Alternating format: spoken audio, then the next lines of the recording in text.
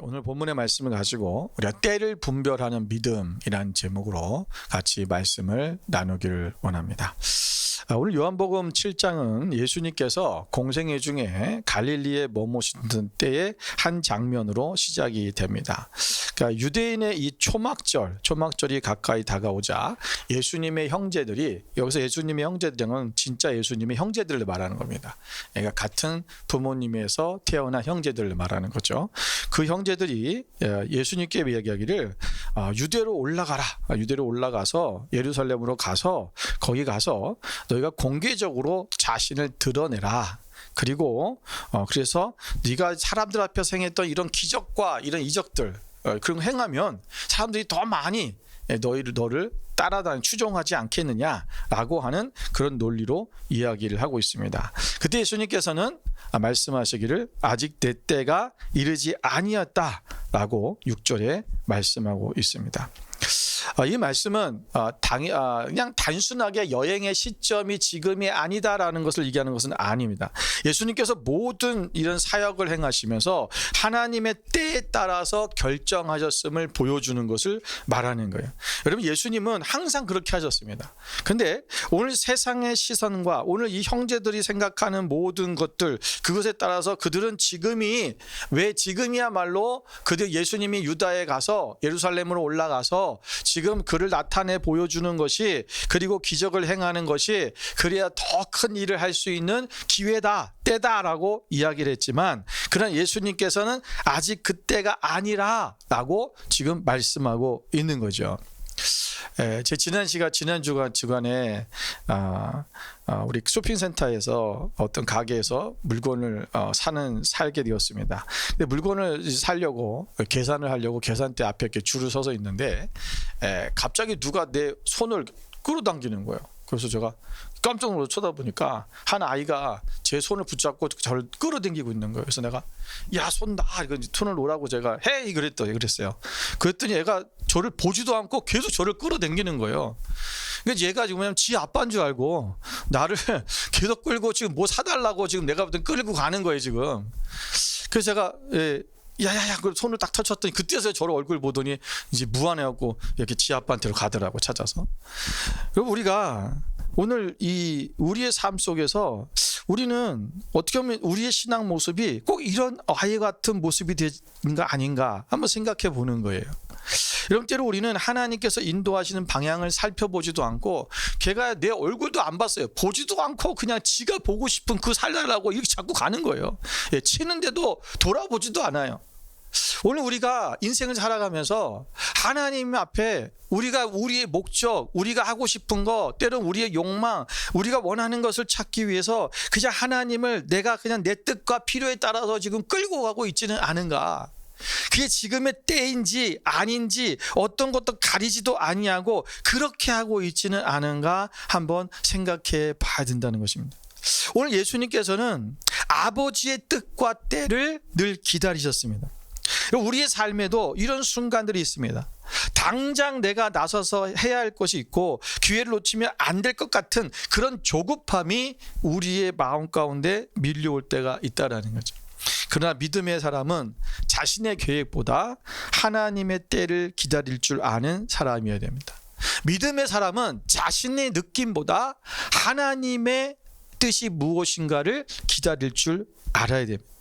오늘 우리가 이 말씀을 통해서 오늘 주님의 뜻을 따라 우리가 살아가는, 기다리는 자세, 또 주님을 따라가는 때를 기다리는 그 삶이 어떤 삶이 되어야 되는가, 또 예수님의 때를 기다린다는 것은 무엇인가, 오늘 그 때를 기다림에 대해 우리가 이 믿음의 자세를 한번 살펴보려고 합니다.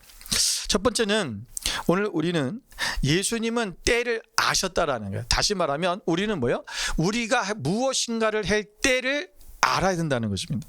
여러분, 지금 예수님의 형제들은 지금 예수님에게 뭐라고 말하냐면, 빨리 오늘 지금 우리가 지금 초막절이잖아요. 그 절기 때니까 사람들이 많이 모이는 거예요. 이 명절일 때 올라가서 사람들에게, 다른 사람들에게, 제자들도 보게, 당신이 행하시던 일들을 보게 해서, 그래서 그들이 나타나 당신을 보여라 라고 그렇게 이야기하고 있는 거예요. 여러분, 형제들은 지금 예수님께서 자신이 메시아라고 주장하면서 갈릴리에서는 갈릴리라는 이 작은 촌에서만 활동하고 정말 중심지인 그런 예루살렘으로 가서 활동하지 않는 것에 대해서 지금 비난하는 거죠. 불만이 있었다라는 거죠. 사실은요, 그들은 예수님이 메시아 되심을 믿지 않았어요. 오늘 5절에 보니까 뭐라 하냐면, 이는 그 형제들까지도 예수를 믿지 아니함이라.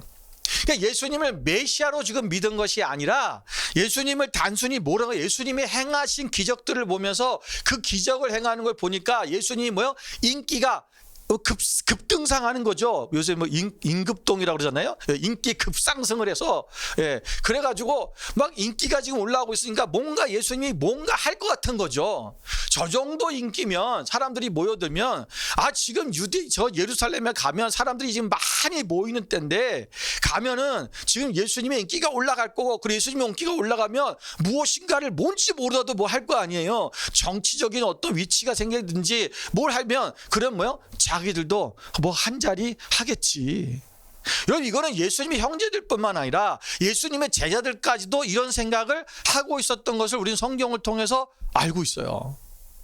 그들이 지금 마음은 뭐냐면, 예수님을 어떻게 보면 비난하면서도 불구하고, 조롱하면서도 불구하고, 내가 왜 이곳에서 이렇게만 있느냐, 저 유대로 가서 해라 라고 하는, 또 그리고 진짜 예수님이 그런 놀라운 능력을 행하는 걸 보면서, 거기 가서 행하면 뭔가 이루어지고 우리의 뜻이 이루어질 텐데 라고 하는 그런 어떤 기대감, 이것이 그들에게 있었다라는 것이죠.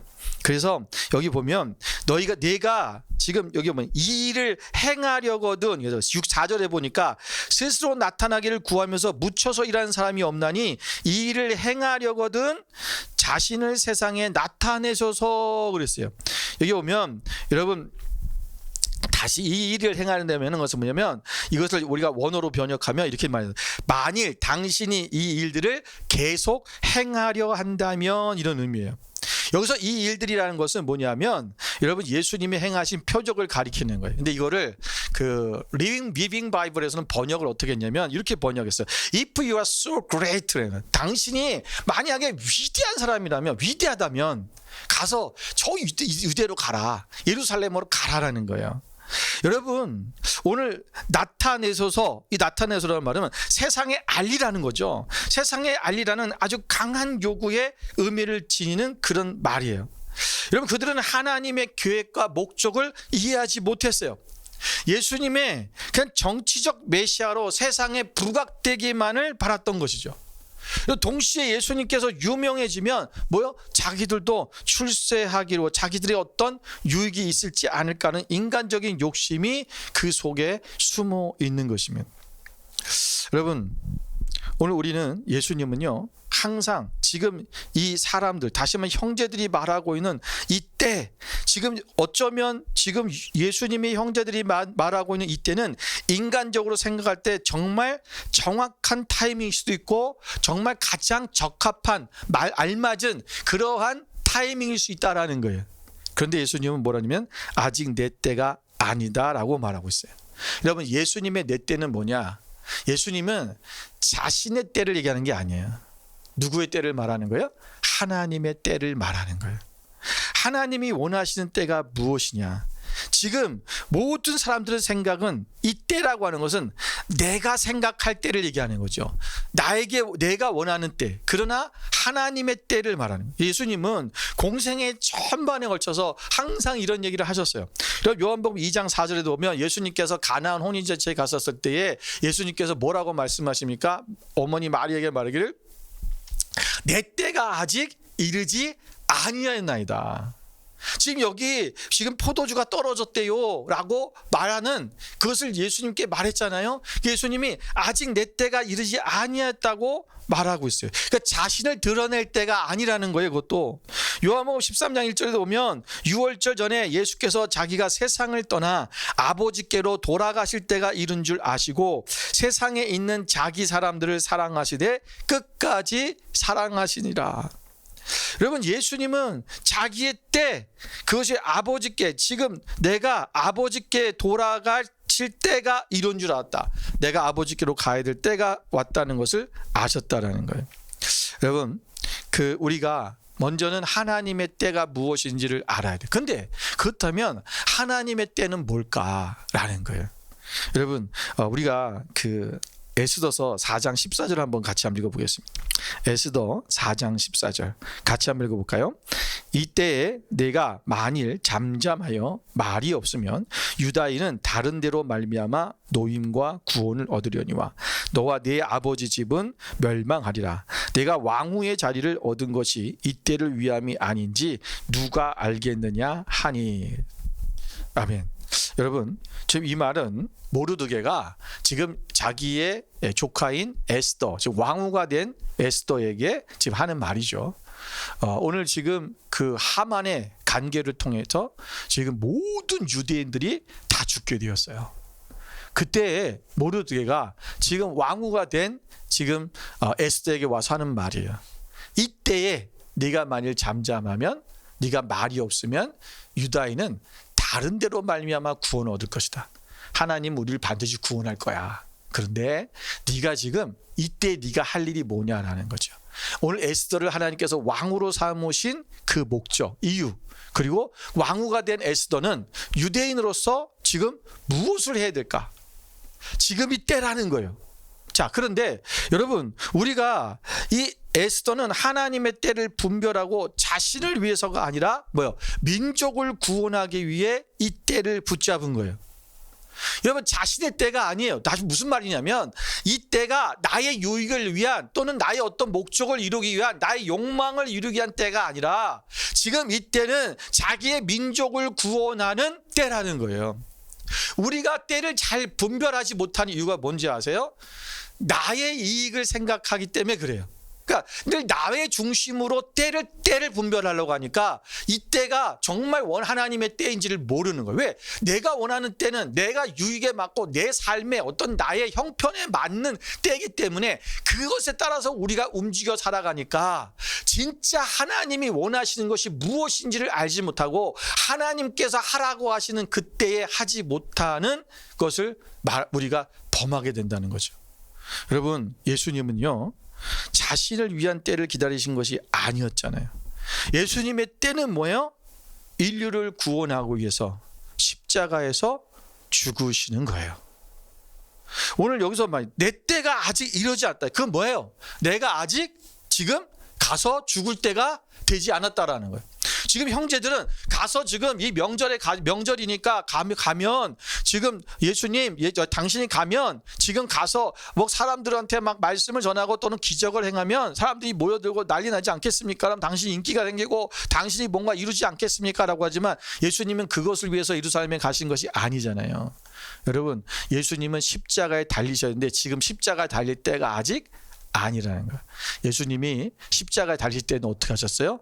정말 예루살렘을 여러분 나귀를 타고 입성해 버리잖아요. 그래서 많은 사람이 나와서 예수님이 오는 거를 환영해요. 그리고 막 호산나라고 외쳐요. 우리의 구원자라는 거예요. 하나님을 찬양하는, 예수님을 찬양하는.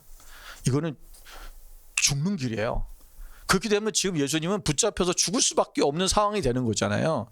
왜? 예수님을 사람들이 떠봤더니까. 지금 그래버리면 아직 때가 안 됐는데 지금 그렇게 해버리면 예수님이 지금 돌아가시면 안 되는 거예요. 아직 하나님의 때가 아니라는 거죠. 여러분, 우리는 이 때를 그래서 놓치는 거예요. 요한복음 12장 23절 24절에 보면 예수님께서 대답하여 이르시되 인자가 영광을 얻을 때가 왔도다. 내가 진실로 진실로 너희에게 이르노니 한 알의 밀이 땅에 떨어져 죽지 아니하면 한 알 그대로 있고 죽으면 많은 열매를 맺느니라. 여러분, 지금 예수님께서 내가 영광을 얻을 때가 왔다 그랬어요. 근데 영광을 얻을 때가 무슨 때입니까? 바로 죽는 거예요. 예수님께서 십자가에 달려 한 알의 밀이 땅에 떨어져 죽어야 열매를 맺는다. 예수님은 온 인류를 위해 죽을 때를 기다리신 거예요. 그분의 기다림은 오늘 자기의 어떤 형편, 자기가 뭔가 더 나아지고 좀 더 나은 형편의 때를 기다리는 것이 아니라 내가 주님의 하나님의 앞에 주신 그 사명을 위해서 그가 죽을 때를 보고 계신 거죠. 이것은 진정한 사랑의 기다림이고 순종의 기다림입니다. 우리도 인생의 선택 앞에서 이런 분별의 눈이 우리 가운데 필요합니다. 눈에 보이는 기회나 인간의 기대보다 우리가 이것이 하나님이 원하시는가를 우리가 묻는 마음이 진정한 믿음의 출발입니다. 믿음은 서둘러 움직이는 것이 아니라 하나님의 뜻이 분명해질 때까지 기다리는 것입니다. 두 번째는 우리가 때를 모르면 올무에 걸리게 됩니다. 지난 주간에 차를 운전하는데 교회차가 계속 이 핸들이 막 왼쪽으로 꺾이는 거예요. 왼쪽으로 이제 그 차가 바퀴가 가려고 하고, 그리고 막 차의 핸들이 막 흔들려요. 쉐이킹이 엄청 심했어요. 그래서 타이어숍에 가서 휠 얼라이먼트나 밸런스가 문제가 있나 보다. 그래서 체크를 하러 갔죠. 근데 갔는데 연락이 왔어요.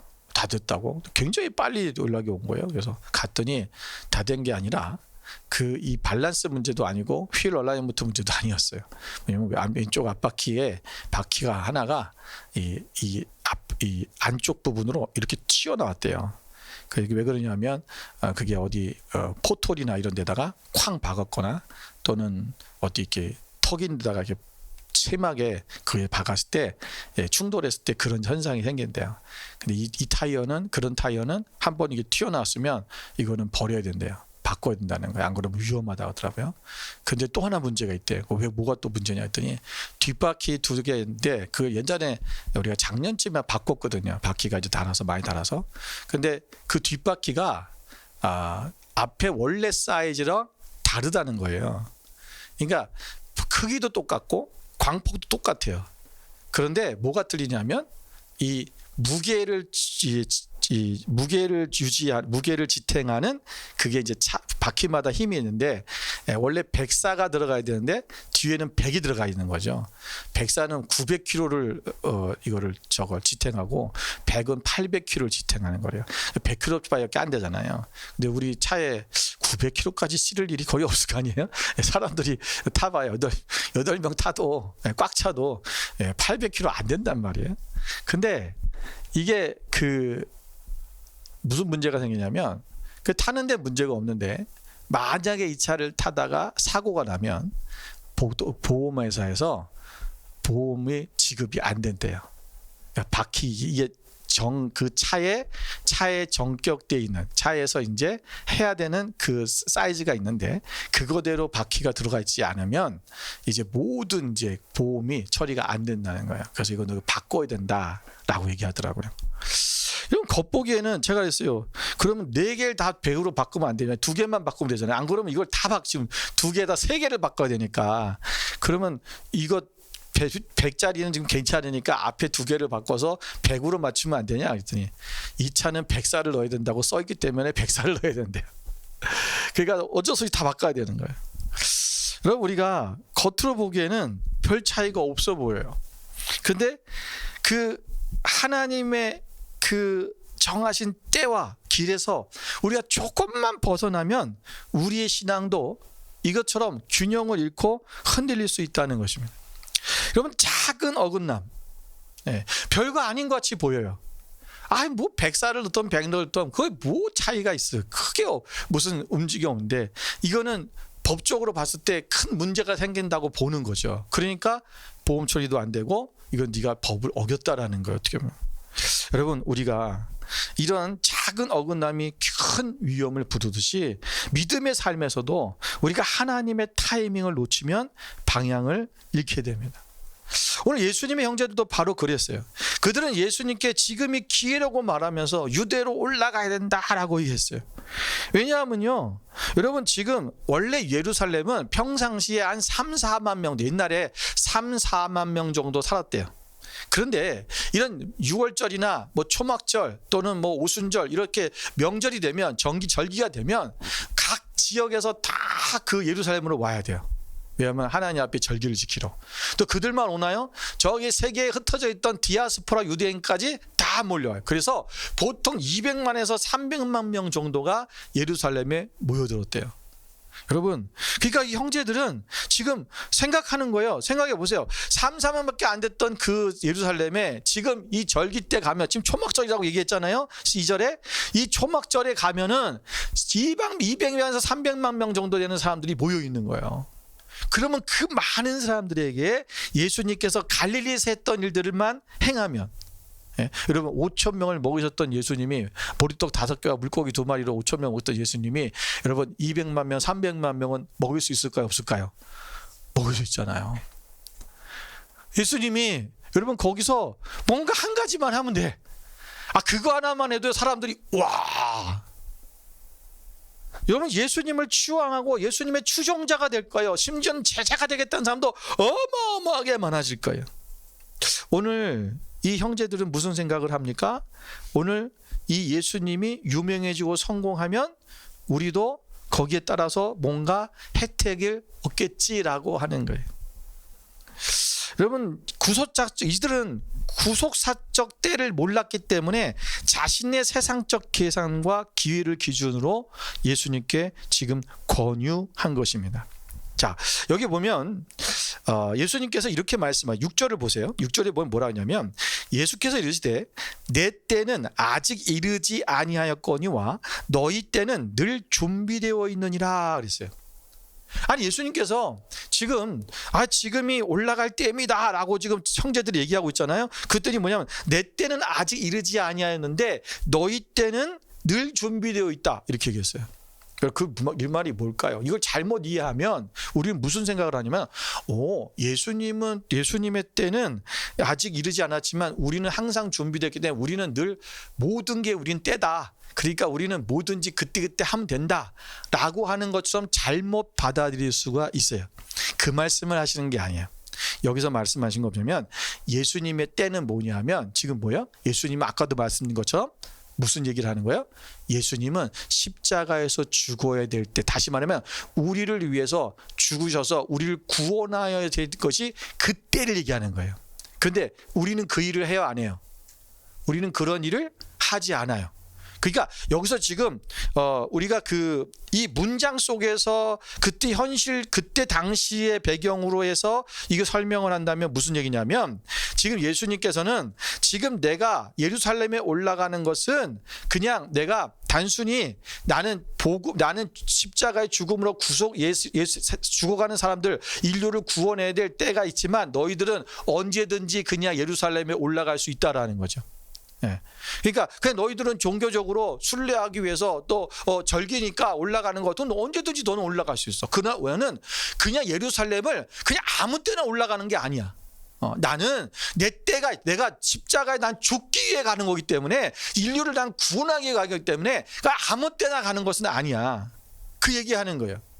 이것을 다시 보면 현실적으로 오늘날 우리가 인간의 때에 어떤 의미를 좀 더 확대해 보면, 인간들은 하나님과 상관없이 자기 욕망을 채우기 위해서 언제든지 움직일 수 있다고 하는 그런 뜻을 말하고 있는 거예요.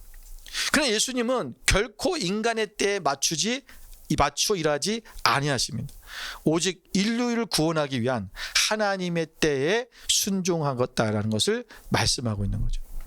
여러분, 우리는 이 때를 모르면 우리가 잘못하면 실수를 하게 되고 올무에 걸리게 됩니다. 만약에 예수님이, 여러분 생각해 보세요. 지금 형제들이 지금 예수님이 가시면 다시 형이잖아요. 제일 형. 그러니까 지금 올라가면 많은 사람들이 모였을 거고, 그러면 지금 하시는 일들을 더 많이 전파하고 또 그들에게 복음을, 하나님의 나라를 더 선포할 수 있고, 만약에 신앙적으로 그렇게 말한다 하더라도 여러분 되게 이치가 맞고 그리고 그럴듯한 얘기잖아요. 그런데 예수님은 지금 올라가시면 안 돼요.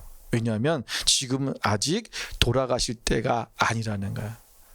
여러분, 우리가 오늘 예수님께서 십자가에서 이 조급한, 오늘 성경에 보면 여러분 아브라함과 사라도 보세요. 그들이 하나님께서 내가 너희에게 아들을 줄 것이다라고 말씀하셨어요. 그런데 사라가 생각해 보니까 아들이 생기질 않는 거예요. 이 시간이 지났는데도 계속 아들이 안 생기니까 뭐랍니까? 하나님이 나를 통해서가 아니라, 나는 이제 아기를 낳을 수 없는 나이가 되었고, 이제 그러니까 내 종을 통해서, 왜냐면 그들은 그 당시에 문화예요.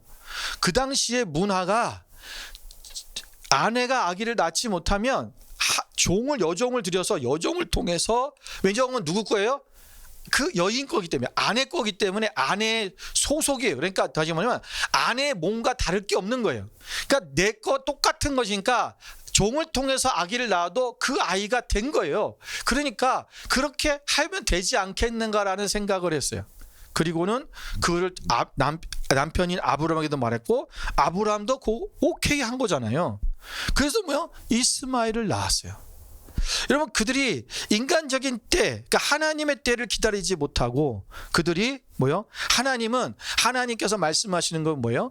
내가 이 아이를 주는 것은 하나님이, 우리가 인간적인 어떠한 그런 육신적인 그런 생리적인 모든 것이 되어져서 이것이 가능할 때 되는 것이 아니라 하나님이 가능하지 않음에도 불구하고 인간적으로 할 수 없는 그 하나님의 초자연적인 능력으로 아들을 주신다고 하는 것을 말씀해요. 이것은 하나님이 주셨다, 하나님으로부터 왔다라는 것을 알게 하신 것인데, 그들은 그 때를 기다리지 못한 거죠.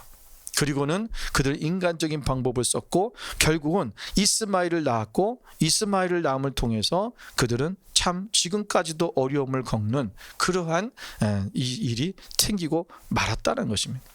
여러분, 사울 왕이 하나님이 명령하신 제사를 기다리지 않고 스스로 제사를 드렸다가 그는 결국 하나님 앞에 그 버린 자가 되었고, 그는 왕으로서 이제는 그 자리를 떠나야만 될 수밖에 없는, 결국은 그의 인생은 마지막에 멸망 가운데로 향하는 그런 인생이 될 수밖에 없었습니다. 여러분, 오늘 우리가 하나님께서 오늘 우리 가운데 행하신 그 하나님의 때, 그 때를 우리는 기다릴 줄 알아야 됩니다. 믿음의 사람은 멈춤의 용기를 가져야 됩니다. 하나님의 때를 기다리는 거예요. 여러분, 사무엘상 24장 6절에도 보면 이렇게 말씀 같이 한번 읽어볼까요? 자기 사람들에게 이르되 내가 손을 들어 여호와의 기름 부음을 받은 내 주를 치는 것은 여호와께서 금하시는 것이니 그는 여호와의 기름 부음을 받은 자가 되민이라 하고. 아멘. 여러분, 여기 말씀에 보면 지금 다윗이 뭐라고 그랬어요? 다윗이 지금 사울 왕에게 쫓기고 있었는데, 사울 왕이 지금 자기들이 숨어 있는 굴 속에 들어와서 지금 용변을 보러 들어온 거예요. 여러분, 얼마나 이 무방비 상태입니까? 그 용변 죽일 수 있어요. 그런데 그가 뭐라고 말합니까? 내 주를 치는 것은 여호와께서 금하는 것이 아니다. 여러분, 만약에 다윗이 사울을 죽이고 있다면 그가 바로 더 빨리 왕이 될 수도 있지 않겠습니까? 그런데 그는 그렇게 하지 않았어요. 하나님의 때를 기다린 거예요. 그래서 모든 것이 그래서 아주 여러분, 만약에 그가 사울 왕을 죽여서 그 왕이 됐다면 그 사울 왕의 자손들에게 있어서 다윗 왕은 뭐가 돼요? 원수가 되는 거예요. 그럼 다윗이 왕이 되는 데 있어서 여러분, 사울 왕의 자손들만 뿐만 아니라 그 지파 자체가 반대를 할 거예요. 여러분, 처음에는 사실 반대를 했었죠. 그러나 다윗 왕 앞으로 다 돌아오잖아요. 다윗 왕의 왕이 되어질 수 있도록 모든 것이 하나님께서 준비하시고 계획하시고 이것을 순리대로 할 수 있도록 하는 때가 있는데, 자기 욕심에 자기가 그 때를 먼저 선점해 버리면 하나님이 원하시는 그때, 하나님이 가장 아름답게 또 하나님이 가장 이상적으로 세우신 그때에 우리가 할 수가 없다라는 것을 말씀해 주는 것입니다. 또한 세 번째는 우리가 보이지 않아도 일하시는 하나님을 기다려야 됩니다. 여러분, 오늘 본문의 말씀 다음 10절을 보면 우리가 갑자기 좀 당황스러운 말씀이 나와요. 자, 10절을 같이 한번 읽어볼까요? 그 형제들이 명절에 올라간 후에 자기도 올라가시되 나타내지 않고 은밀히 가시니라. 아니, 예수님이요, 형제들이 가자고 그랬더니 안 간다, 내 때가 아니다 이러놓고 그리고 기다리고 있어서 형제들이 다 떠난 다음에 자기가 지금 자기도 올라갔다는 거예요. 올라갔어요. 그리고 나타내지 않고 은밀히 가셨다. 이게 중요해요.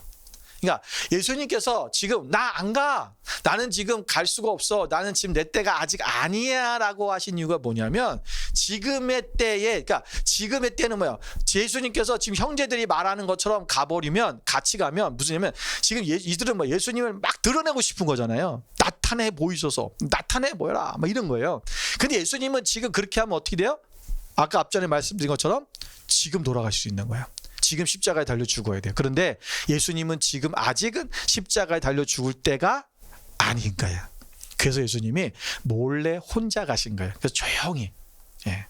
그래서 사람들 눈에 띄지 않게, 또는 사람들이 자기를 이게 주목하지 않도록 은밀하게, 막 그들이 가면서 막 예수님이 막 지금 뭐 이런 일을 행하셨다, 뭐 오병이어로 뭐 5,000명을 먹이셨다, 뭐 이래 버리면 큰일 나는 거죠. 그래서 예수님은 공개적으로 올라가지 않고 형제들이 올라간 후에 몰래 은밀하게 올라가셨다라는 것입니다. 여러분, 우리가 이 기다림 속에서 하나님의 일하심을 깨닫지 못하는 이유 중 하나는, 우리가 하나님께서 오늘 우리 가운데 함께하지 않으면 같이 하나님은 일하시지 않는다라고 생각해서 그래요. 그러니까 무슨 얘기냐면, 오늘 이 때가, 우리가 기다리는 때 너무 지루하잖아요. 조급하잖아요. 지금 이 때를 놓치면 뭔가 안 될 것 같고, 그러니까 그 기다리는 동안에 이거 잘못되면 어떡하지? 빨리빨리 해야 될 것 같은데, 이 조바심이 생기잖아요. 그런데 여러분, 그때 우리가 기다리고 있는 중간에 하나님이 아무것도 안 하시는 것처럼 보여도, 여러분, 우리 눈에 보이지 않아도 하나님은 일하고 계시다라는 거예요. 여러분, 예수님이 함께 가지 않았어요. 나 안 간다 그랬어요. 나는 갈릴리에 남아있겠다 그랬어요. 근데 이 형제들과 다른 제자들은 다 갔을 거 아니에요. 명절이 때 가야 돼요. 예, 이게 율법이거든요. 다 예루살렘에 올라가야 되는 거예요. 자, 그런데 여러분, 예수님이 어떻게 하셨어요? 그들과 함께 있었다라는 거예요. 눈에 보이진 않지만, 같이 가진 않았지만 예수님은 그것에 같이 가셨어요. 여러분, 우리가 어려울 때, 힘들 때 주님이 나와 함께 하시는가? 우리는 그것이 의심이 될 때가 있어요. 여러분, 하늘에 밤에 이렇게 별을 보면 아주 그 반짝반짝 빛나는 큰 별들이 있는 반면 아주 작은 별들이 있잖아요. 눈에 보이지 않는 별. 심지어 우리 눈에 보이지 않는 것도 있어요. 여러분, 그런데 우리 눈에 보이지 않는 그 멀리 있는 그 별, 또는 작아서 보이지 않는 그 별들이 여러분 존재하지 않는다고 말할 수 없잖아요. 예. 우리 눈에 보이지 않아도 그 별은 존재하고 있어요. 심지어 빛을 발하고 있어요. 여러분, 하나님은 우리 눈에 보이지 않아도 지금 하나님이 행하시는 일들을 우리가 그 하나님의 정확하신 때에 이루시기 위해서 일을 준비하시고 계획하시고 하고 계시다는 것입니다. 여러분, 우리가 오늘 조급해지는 이유 중에 또 하나는 뭐냐면, 내가 뭔가를 이루지 못하고 있고 내가 뭔가를 지금 나타내 보여주지 못하고 있다라는 그 어떤 이 아쉬운 마음, 또는 우리의 그런 어떤 그 조급함이 우리 삶 속에 있을 때가 많습니다. 여러분, 마찬가지로 오늘 우리가, 여러분, 정말 큰 별이 아니어도 어디선가 빛을 내고 있다면 우리는 존재하는 것입니다.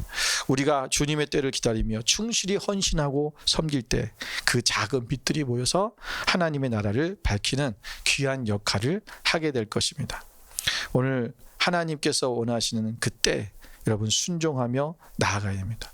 여러분, 요셉이 형들의 시기로 예굽에 팔려갔지만 하나님은 그를 준비시키시고 결국 기근으로 민족을 살리시는 지도자로 세우셨습니다. 여러분, 그 시간들이 얼마나 오래 걸렸어요. 그런데 요셉은 그 순간을 기다렸다. 하나님의 때가 오기를 기다리고 있었습니다. 여러분, 시편 37편 23절 24절 같이 한번 읽겠습니다. 여호와께서 사람의 걸음을 정하시고 그의 길을 기뻐하시나니 그는 넘어지나 아주 엎드러지지 아니함은 여호와께서 그의 손으로 붙드심이로다. 아멘. 하나님께서는 우리의 걸음을 날마다 이미 정해 놓으셨습니다. 그 길을 기뻐하십니다. 우리가 가야 될 그곳, 주님 그 때를 기다리고 우리가 주님의 뜻대로 나아가면 하나님께서 우리가 넘어지지 않도록 날마다 붙들어 주시고 우리를 가게 하실 것입니다. 우리의 눈에 보이는 성과가 당장 없어서 답답함을 느낄 수는 있습니다. 그러나 하나님은 보이지 않아도 일하시며 우리가 충실히 우리 순종하고 기다리는 동안에도 역사를 이루고 계십니다. 여러분, 하나님의 때를 신뢰하며 묵묵히 섬기고 헌신하는 삶을 살아가십시오. 그 작은 빛들이 모여서 결국 큰 빛이 되어 우리의 세상을 밝히는 도구가 될 것입니다. 내 자신의 때가 아닌 하나님의 때, 그때 하나님이 역사하십니다. 그렇다면 우리는 그 하나님의 때를 기다려야 됩니다. 우리가 기도 생활에 있어서나 하나님의 일을 수행함에 있어서도 우리의 이기적 욕망을 따라 주님이 움직여 주시도록 요구하는 그런 오류를 범해서는 안 되겠습니다. 저 여러분은 주님이 우리의 욕망에 따라 일해 주시기를 구할 것이 아니라 오히려 세상적인 모든 욕망을 비우고 나를 통해 온전히 하나님의 뜻이 이루어지기를 간절히 바라는 참된 신앙인의 모습으로 우리가 날마다 때를 분별하여 하나님이 원하시는 그 때 가운데 나가는 그 믿음을 우리가 이루어가는 저여러분이 되시기를 주님의 이름으로 축원을 드립니다.